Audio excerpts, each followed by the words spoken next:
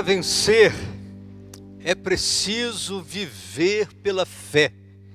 Esta é a terceira mensagem desta série de mensagens que nós estamos desenvolvendo durante esse mês de junho. Então, nós começamos no primeiro domingo desenvolvendo essa série que tem como tema É Preciso Vencer. E hoje a mensagem ela nos convida a viver pela fé. Quando nos tornamos discípulos de Jesus, sendo alcançados por sua graça salvadora, então agora somos desafiados a viver pela fé. Se alguém não crê em Jesus, começou a viver a caminhada da fé em Cristo, e agora começou a caminhar o desenvolvimento da sua vida cristã, nós somos desafiados a viver pela fé.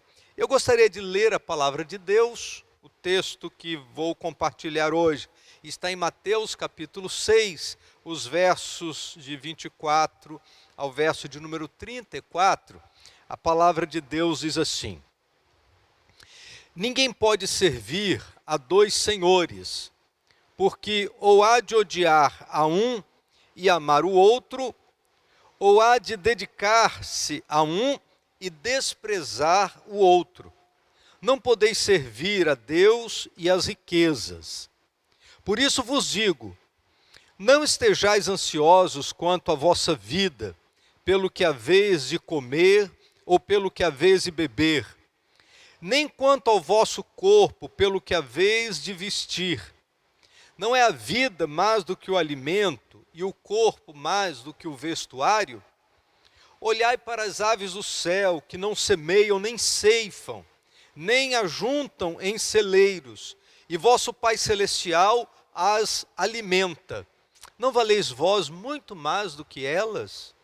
Ora, qual de vós, por mais ansioso que esteja, pode acrescentar um côvado à sua estatura?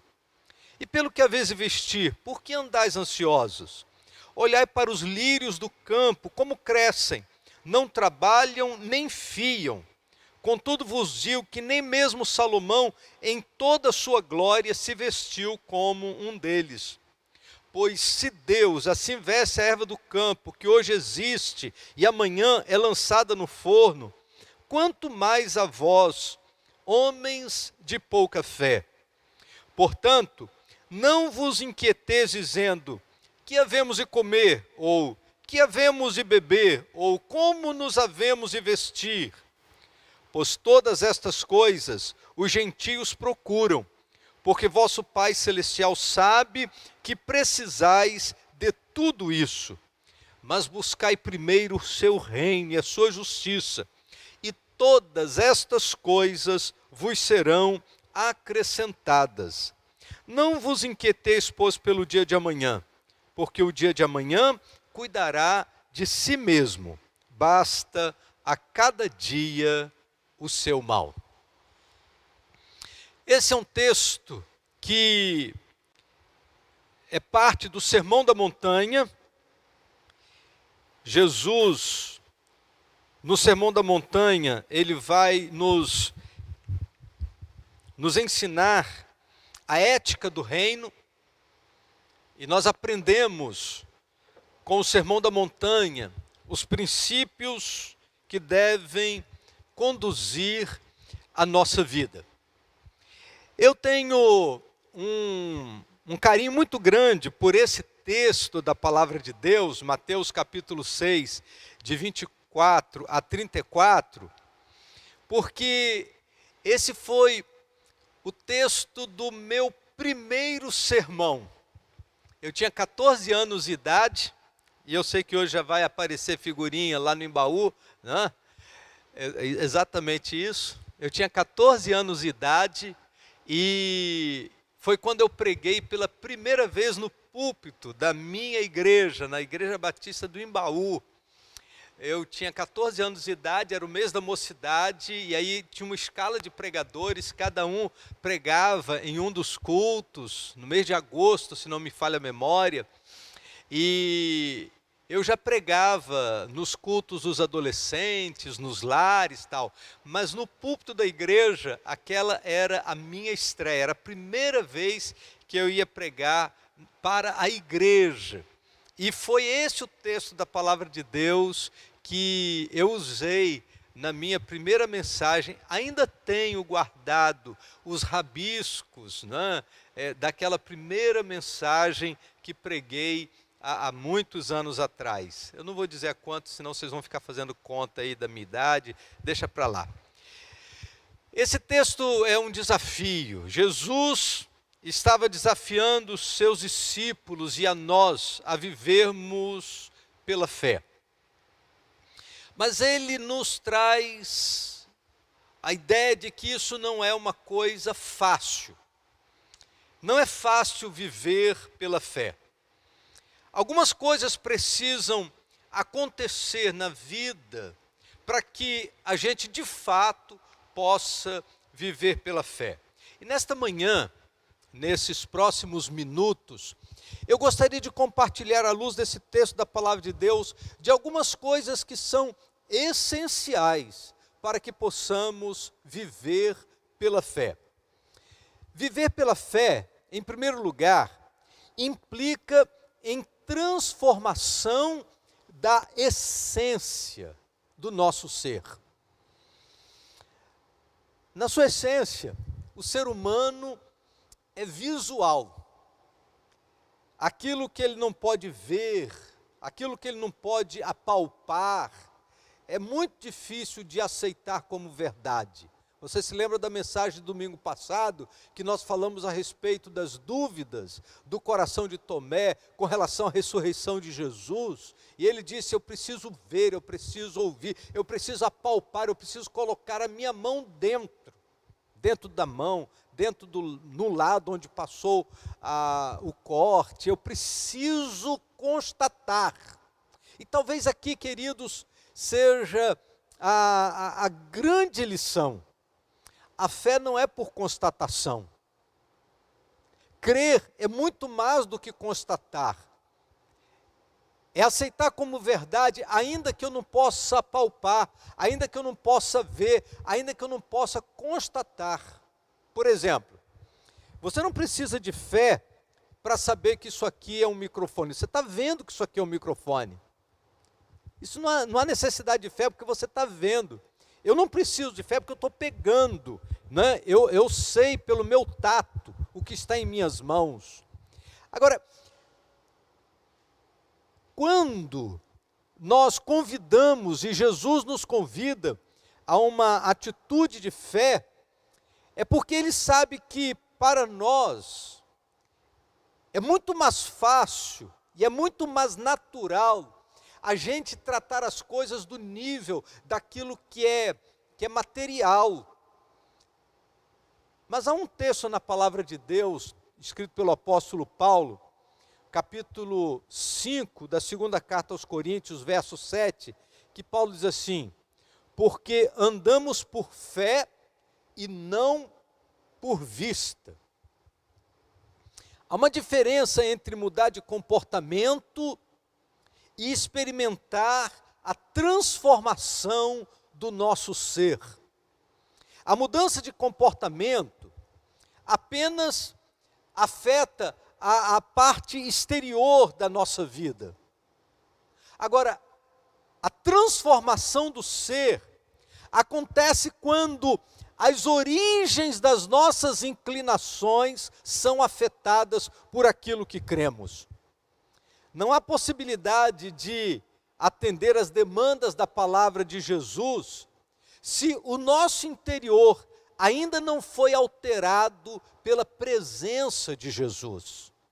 É por isso que na primeira carta aos Coríntios, capítulo 12, verso 14, o apóstolo Paulo diz que, olha, o homem natural não aceita as coisas do Espírito de Deus, porque para eles são loucura e não pode entendê-las, porque elas se discernem espiritualmente. Isso significa que, para o homem natural, discernir ou entender as coisas espirituais está no nível acima da sua possibilidade. Por isso que, se a gente não muda a essência, se não há uma mudança de origem, se não há uma mudança das inclinações, se não é uma mudança interna, as coisas não fazem sentido. O que é sagrado para uns não significa absolutamente nada para outros. Aquilo que é muito importante, de vital valor para algumas pessoas, é tido como coisa comum, sem nenhum sentido para outras pessoas, porque depende das inclinações, depende daquilo que vai dentro de nós. Dos filhos das trevas, a gente só pode esperar aquilo que lhe é comum, aquilo que lhe é natural. E Efésios capítulo 5, versos 11 e 12, a palavra de Deus diz assim: e não vos associeis às obras infrutuosas das trevas, antes, porém, condenai-as, porque as coisas feitas por eles em oculto, até o dizê-las é vergonhoso. Esse texto da palavra de Deus, ele atinge várias áreas da realidade do tempo em que estamos vivendo. E ainda que a palavra de Deus nos recomende que as obras infrutuosas das trevas sejam condenadas, nós não devemos nos associar a elas, mas devemos condená-las, diz a palavra de Deus, porque aquilo que eles fazem oculto, até o dizê-los é vergonhoso. Mas nesse tempo que nós estamos vivendo, aquilo que é vergonhoso tem se tornado para alguns motivo de orgulho. Ainda que seja vergonhoso, segundo a palavra de Deus, e ainda que deva ser condenado, segundo a palavra de Deus. Mas isso, queridos, só acontece quando existe mudança de essência, quando existe transformação do ser, quando a transformação acontece de dentro para fora. Nós não podemos esperar que as obras do pecado se tornem coisa normal para que então possamos reagir. E a Bíblia diz que as verdades do Evangelho são tidas por este mundo como uma loucura. Mas nós precisamos continuar voltando os nossos olhos para as verdades inalteráveis da palavra de Deus. Ainda que na abordagem a gente não precise ofender, ainda que na abordagem a gente não precise agredir, não é? Mas nós devemos sim ter uma repulsa com relação ao pecado. Colossenses 4,6, Paulo diz assim: a vossa palavra seja sempre com graça, temperada com sal, para saberdes como deveis responder a cada um. Então, ainda que a gente não precise levantar aqui a veia do pescoço para poder, com veemência retórica, dizer que nós não aceitamos determinados comportamentos e o pecado que tão de perto nos rodeia, a palavra de Deus nos diz que nós devemos sim ter uma atitude de repulsa a todo tipo de pecado, independente de qual seja. Então, viver pela fé envolve repulsa ao pecado, sem nos permitir pecar. Eu vou repetir: viver pela fé envolve repulsa ao pecado, sem nos permitir pecar. Por quê? Porque às vezes até na maneira da gente repudiar o pecado, a gente acaba pecando. Devemos ter cuidado para que a nossa forma de repúdio não se manifeste em agressão, injúria ou qualquer outro tipo de preconceito que venha gerar pecado na nossa vida. Mas nós devemos repudiar o pecado em todo o tempo. Então, isso só acontece quando existe esta mudança do ser. Em segundo lugar, viver pela fé exige mudança na escala de valores. Verdade. Nós temos os valores que norteiam a nossa vida. E esse texto que eu li, ele está dentro do Sermão da Montanha. O Sermão da Montanha é um sermão de ética. Se você quer saber quais são os valores do reino, qual é a ética do reino de Deus, leia os capítulos 5, 6 e 7 do Evangelho de Mateus, o Sermão da Montanha. São palavras de Jesus, de maneira muito doce. Jesus vai dizer de maneira muito firme. Jesus era capaz de aliar estas duas coisas, não é? Firmeza e doçura. Às vezes nós erramos no tempero. Ou somos doces demais, ou somos duros demais. E às vezes o erro no tempero é que gera problema. Jesus ele conseguia unir doçura e firmeza em seus discursos, em seus ensinos. E nesse Sermão da Montanha, você vê claramente a doçura do Mestre, falando-nos sobre as necessidades de voltarmos o nosso coração para os valores do reino, mas também a firmeza de apontar os erros das pessoas, de apontar os nossos erros, para que nós possamos viver a transformação necessária. A transformação, então, é tirar-nos da nossa zona de conforto para mudar a nossa escala de valores. As coisas que ele acredita serem valiosas precisam ser substituídas.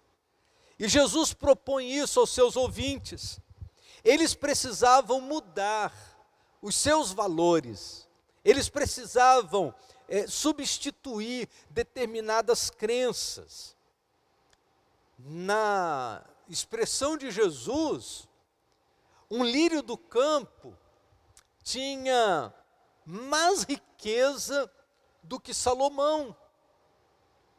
Um pássaro era um modelo para o cuidado divino. E continua sendo. Quando nós olhamos para a natureza, a obra das mãos do Senhor, quando olhamos para a maneira com que Deus sustenta as suas obras, nós reconhecemos a grandeza do seu cuidado. A nossa vida, ela vive debaixo desse cuidado do Senhor. E Jesus, ele faz uma pergunta retórica. Ele diz assim: não valeis vós muito mais do que eles? A Bíblia inclui Moisés na galeria dos heróis da fé, pelo fato de abrir mão do conforto do palácio para atender ao chamado divino. Vocês lembram desse texto? Que está em Hebreus capítulo 11, os versos de 23 a 28. A Bíblia diz assim: pela fé, Moisés logo ao nascer foi escondido por seus pais durante 3 meses, porque viram que o menino era formoso e não temeram o decreto do rei. Pela fé, Moisés, já sendo homem, recusou ser chamado filho da filha de Faraó, escolhendo antes ser maltratado com o povo de Deus do que ter por algum tempo o gozo do pecado, tendo por maiores riquezas o opróbrio de Cristo do que os tesouros do Egito, porque tinha em vista a recompensa. Pela fé, deixou o Egito, não temendo a ira do rei, porque ficou firme como quem vê aquele que é invisível. Pela fé celebrou a Páscoa e a aspersão do sangue, para que o destruidor dos primogênitos não lhes tocasse. A palavra de Deus vai pontuando os muitos momentos e os momentos de decisão, difíceis momentos da vida de Moisés, para dizer, a sua vida era movida por valores do reino. As suas escolhas eram feitas pelos valores do reino, porque lhe interessava antes servir a Deus.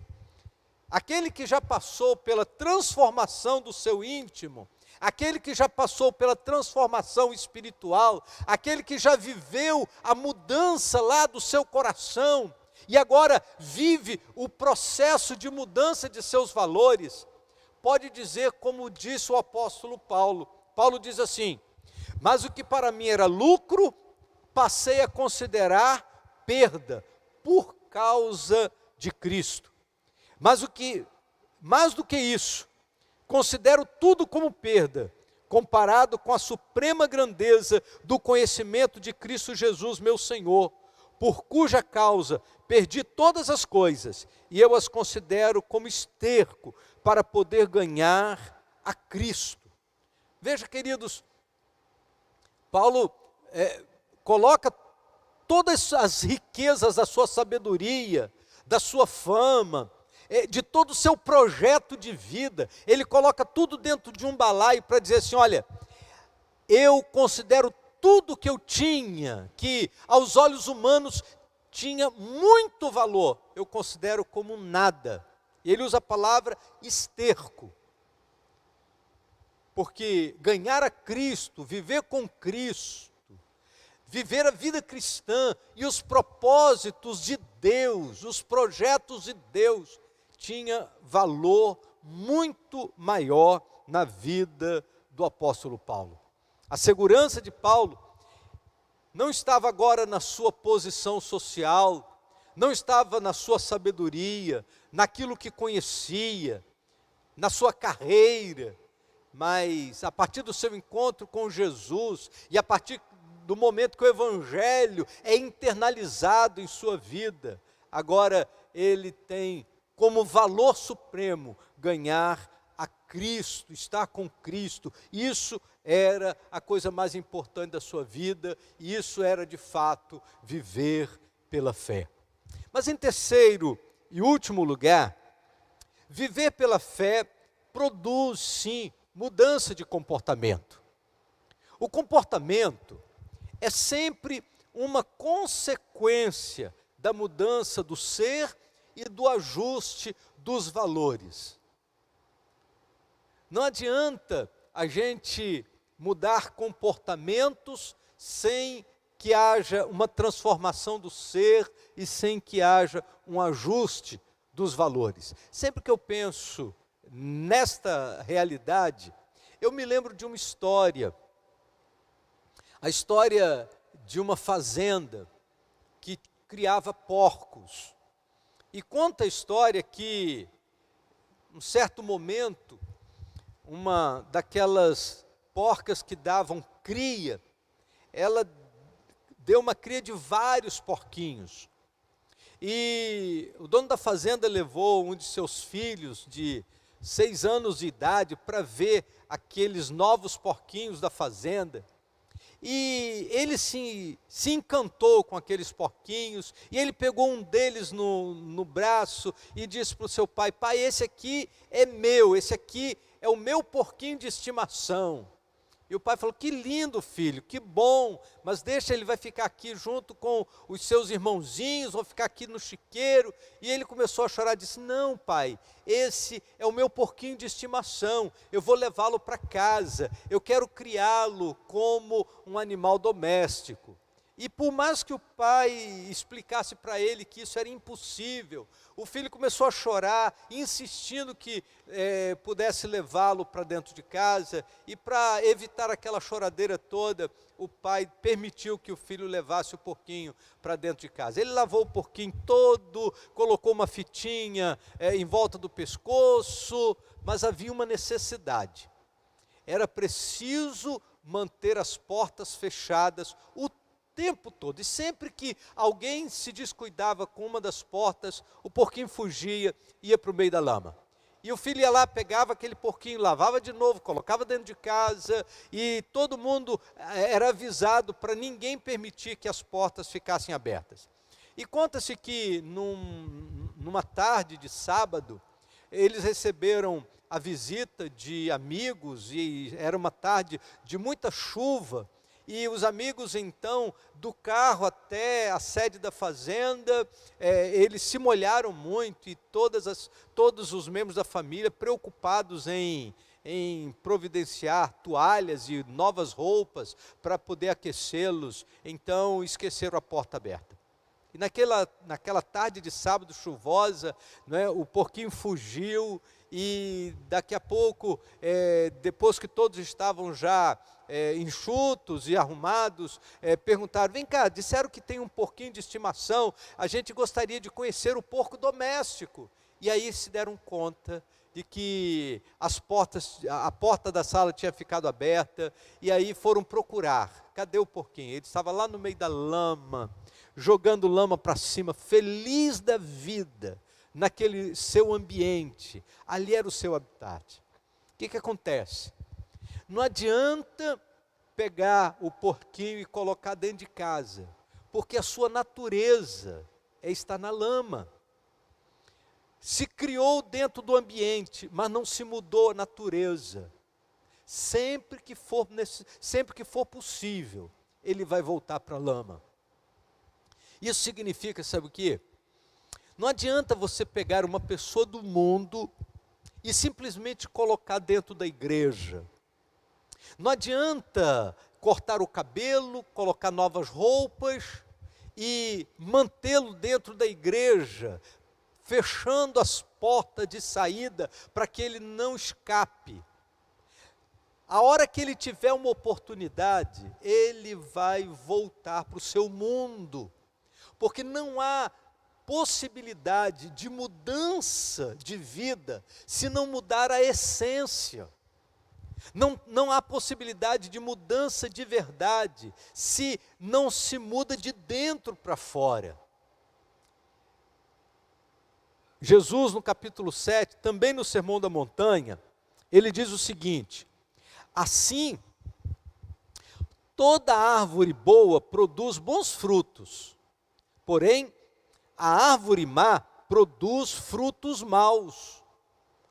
Uma árvore boa não pode dar maus frutos, nem uma árvore má dar frutos bons. Toda árvore que não produz bom fruto é cortada e lançada no fogo. Portanto, pelos seus frutos os conhecereis. Não é o discurso, mas os frutos. São os frutos da nossa vida, isto é, os resultados da nossa vida, que vão dizer se nós tivemos de fato uma mudança interna, ou se a gente apenas está enclausurado dentro de um ambiente que as portas estão fechadas. Nesse período, quando nem porta a gente tem, porque os nossos templos não estão sendo utilizados, cada crente está vivendo a sua vida dentro da sua individualidade. E aqueles que de fato viveram uma experiência verdadeira com Jesus, aqueles que mudaram, tiveram a transformação do ser, aqueles que mudaram seus valores pela palavra, agora, nesse período de pandemia, eles continuam vivendo a vida cristã do mesmo jeito que antes, sem mudança em absolutamente nada. Porque a mudança aconteceu de dentro, não é simplesmente uma mudança de comportamento, não é simplesmente uma mudança de atitudes externas, mas é sobretudo uma mudança de vida. E é isso que é viver pela fé. Viver pela fé envolve esta mudança de vida. E os comportamentos, eles vêm na esteira. Os comportamentos, eles vêm como consequência. Porque o Evangelho foi internalizado. O Evangelho passou a ser a realidade da vida. Os frutos da vida é que vão mostrar a dimensão da transformação que nós experimentamos em Cristo Jesus. Jesus convida então os seus discípulos, os seus ouvintes do Sermão da Montanha, a mudarem de atitude. O comportamento deles deveria refletir a mudança de pensamento, a mudança de alma. Os tesouros ajuntados não poderiam levá-los para esse novo patamar de vida cristã, que não serviriam para absolutamente nada, senão para aumentar as suas preocupações. E Jesus diz: olha, creia, viva pela fé. Aquele que acalmou a tempestade, traz agora uma palavra de ânimo para que a tempestade do coração dos discípulos também pudesse ser acalmada, dizendo para eles: eu sou o sustento da vida de vocês. E quando no verso 33 ele diz, para que nós busquemos o reino de Deus em primeiro lugar e a sua justiça, e ele diz: todas estas coisas vos serão acrescentadas. Jesus está dizendo o seguinte: assim como Deus nunca falhou com os lírios do campo, assim como Deus nunca falhou com os pássaros, assim como Deus nunca falhou na promessa que Ele fez, Ele não falhará comigo e com você. Por isso, não estejamos inquietos, dizendo: que havemos de comer, ou que havemos de beber, ou com que nos havemos de vestir. As nossas necessidades básicas estão garantidas por aquele que nos convida a confiar plenamente nas suas provisões. E nesta manhã, nós podemos afirmar sem medo de errar, usando as palavras de Jesus: não vos inquieteis, pois pelo dia de amanhã, porque o dia de amanhã cuidará de si mesmo, basta a cada dia o seu mal. Não estejais inquietos, diz a palavra de Deus. Talvez, nesse tempo de pandemia, uma coisa muito presente no coração de muita gente é a inquietação. E Jesus diz: não fiquem inquietos, não fiquem inquietos. O dia de amanhã não está em minhas mãos. O dia de amanhã está nas mãos do Senhor. E Ele conhece plenamente todas as questões que envolvem a minha vida. Por isso, descansemos plenamente em suas provisões. Eu queria convidar você para um momento de oração, porque viver pela fé envolve descansar o nosso coração nas provisões do Senhor. E eu quero convidar você a, nesse momento, descansar o seu coração, deixar de lado toda inquietação, sabendo que se eu não tenho controle do nosso futuro, do meu futuro, eu sei que o meu futuro está nas mãos do Deus que pode todas as coisas. Vamos orar? Ó Deus bendito, nosso Pai, nós sabemos que o nosso futuro está em Tuas mãos. Nós queremos, ó Deus, descansar o nosso coração na certeza de que o Senhor cuida plenamente da nossa vida. Por isso, não existe motivo algum para que haja algum tipo de inquietação no nosso coração. Porque nós fomos transformados em nosso ser. Nós ajustamos os nossos valores para que sejam os valores do reino. E cremos, ó Deus, que as mudanças de comportamento, elas acontecem como consequência natural das transformações operadas pelo Senhor na nossa vida. Vivemos dias maus, mas mesmo nos dias maus, nós cremos na provisão do Senhor sobre nós.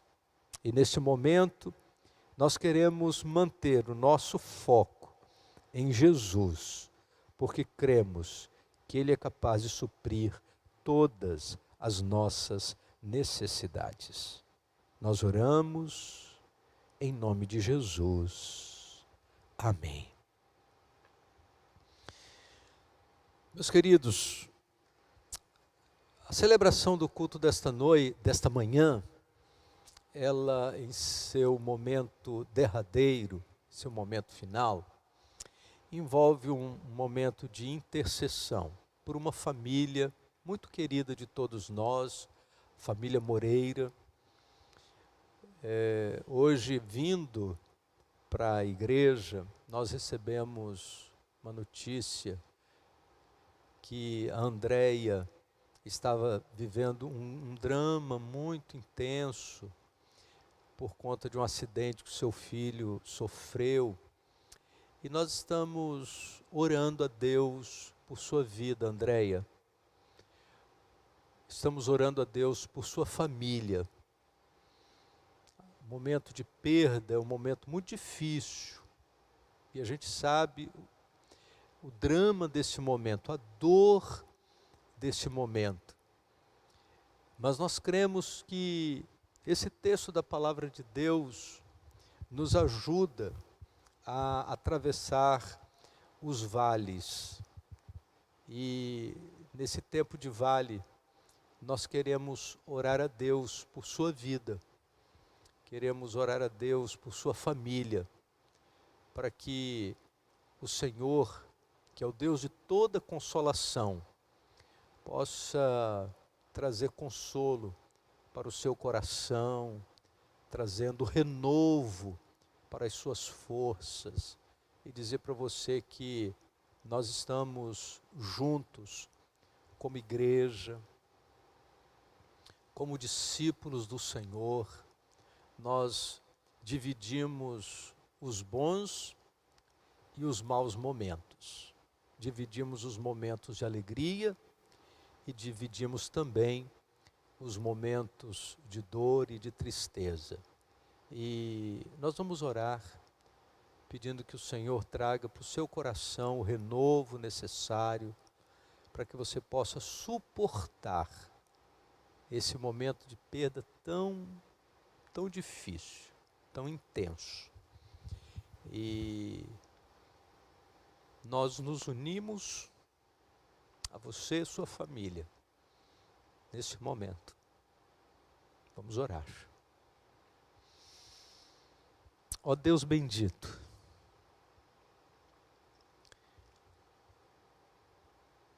esta manhã nós ouvimos da Tua palavra que é preciso viver pela fé. E neste momento, eu quero colocar nas Tuas mãos a vida da irmã Andréia Moreira, sua família, e pedir, Deus, em nome de Jesus, que o Senhor traga consolo. Renova, Deus, as suas forças para atravessar esse vale tão difícil. Quero pedir, Deus, que o Senhor, que é o Deus de toda consolação, se faça presente neste momento no coração da tua filha e no coração de toda a sua família. Nós continuamos firmados no Senhor, com a nossa fé no Senhor, como cantamos antes da mensagem, rompendo em fé. E ainda que vales difíceis precisem ser enfrentados, nós continuamos confiando a nossa vida nas tuas mãos. Em nome do do Senhor Jesus. Amém, Senhor. Deus te abençoe, que Deus te dê uma tarde debaixo da proteção e do cuidado do Senhor. Às 19 horas teremos o culto da noite. Espero você aqui nesse canal. Deus te abençoe.